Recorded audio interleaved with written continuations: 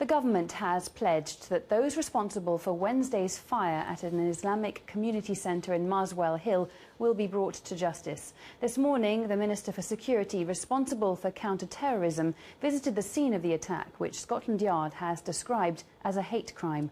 Our special correspondent Kurt Barling has more.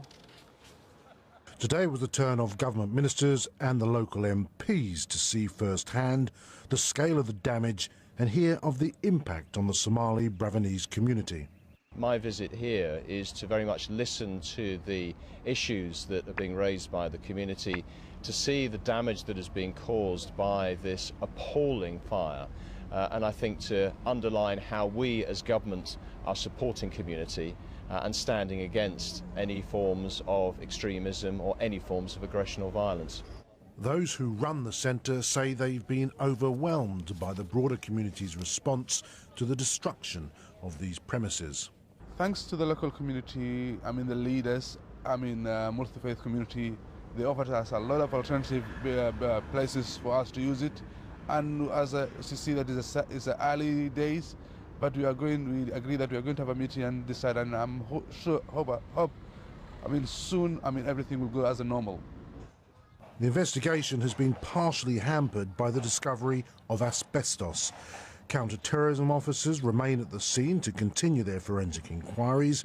The police are at pains to stress this may not be the only evidence needed.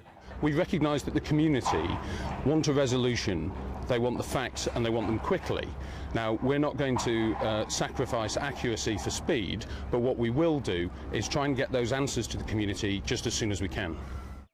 Local MP Teresa Villiers had been very quick to condemn those who caused this fire on Wednesday morning, and now she makes a strong case for this act, strengthening local resolve. There's real indications that this is a hate crime.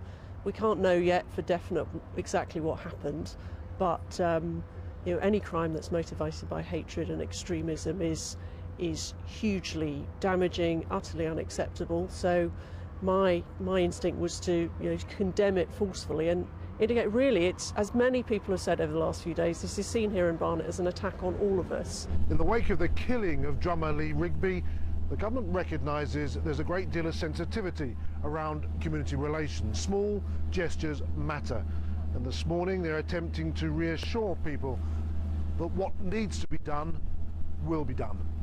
Kurt Barling, BBC London News. Homelessness in